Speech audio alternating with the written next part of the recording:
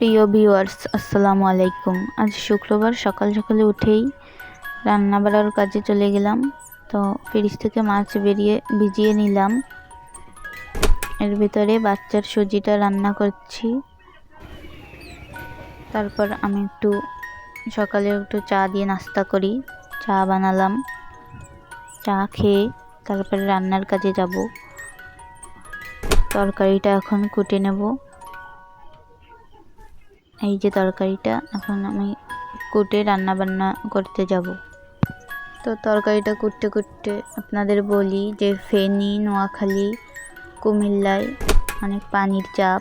আল্লাহ যেন তাদের হেফাজত করে, আমরা সকলে দোয়া করি।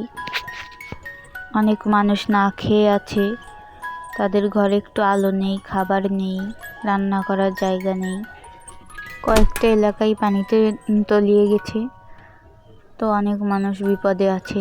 আবার ইউটিউবাররা যারা আছে তারা উদ্ধার কাজ করতেছে, যে যা পারতেছে তা দিয়ে একটু সাহায্য করার চেষ্টা করতেছে।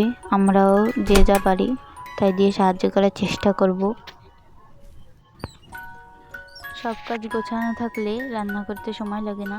তরকারি কুটে তারপরে আমি বেটে নিয়েছি এর ফাঁকে, তা আপনাদের দেখাইনি।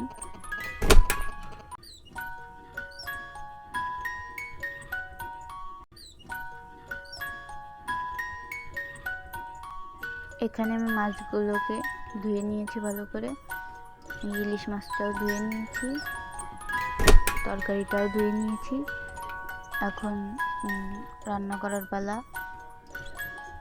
এই যে কড়াইতে মাছগুলো দিয়ে একটু ভালোভাবে তেলে ভেজে নেব। প্রায় তেলে ভাজা হয়ে আসছে। এখন একটু মশলা দিয়ে দেবো, হলুদ, মরিচ, লবণ।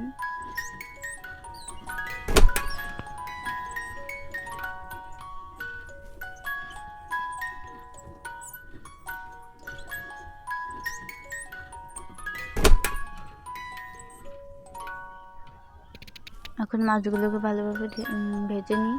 আমি আরেকটু তেল দিয়ে দিলাম, কারণ তেল একটু কম কম মনে হচ্ছিল। তারপরে একটু নাড়াচাড়া করি, মাছগুলোকে আর একটু কষিয়ে নেব মশলার সাথে।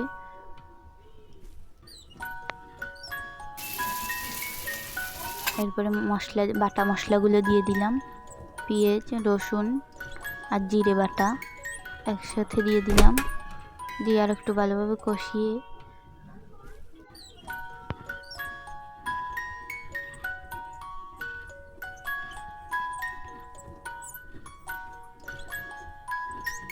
মশলা কষিয়ে এখন তরকারিটা আমি দিয়ে দিচ্ছি কড়াইতে। তরকারিটা আর একটু কষিয়ে, এমনি তরকারিতে পানি দেওয়া লাগে না, কারণ পানি ঢেকে দিলেই বের হয়ে যায়, তাই আমি কোনো পানি ইউজ করব না এখানে। আমি এখন ঢেকে দিচ্ছি। 10 মিনিট পরে ঢাকনাটা উঠিয়ে দেখি যে উতলিয়ে গিয়েছে। তো আমার তরকারিটা প্রায় হয়ে গেছে। এই যে ঢেলে ফেলছি, দেখেন কত সুন্দর হয়েছে। এরপরে আমি ইলিশ মাছটা রান্না করব। কড়াইতে মশলা দিয়ে ইলিশ মাছটা আমি ভাজবো না, কারণ ইলিশ মাছ না ভাজলেও কোনো সমস্যা নেই, প্রায় আমরা ভেজেই খাই। তারপর আজকে একটু কাঁচা রান্না করব। মশলা দিয়ে হলুদ, মরিচ, লবণ দিয়ে মশলাটা কষিয়ে কতক্ষণ পানি দিয়ে দেব।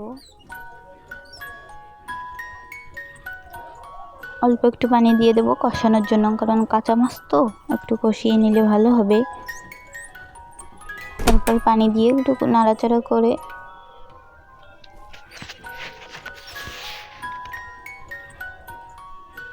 করে এবার জলের পানি দিয়ে ঢেকে দেব। জলের পানি দিলাম, ঢেকে দিলাম।